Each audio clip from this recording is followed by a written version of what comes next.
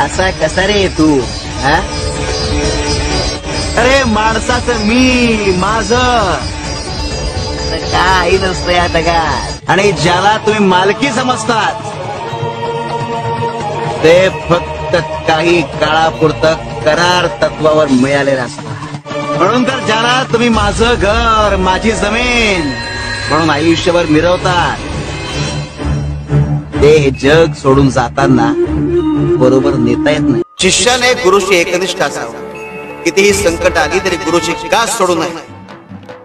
संकटे पूर्व कर्मामुळे, गुरु कृपेमुळे संकटांना सामोरं जाण्याची शक्ती मिळते आणि त्या संकटातून लवकर सुटका होते.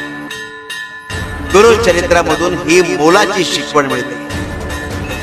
शिव शंकर शंभो.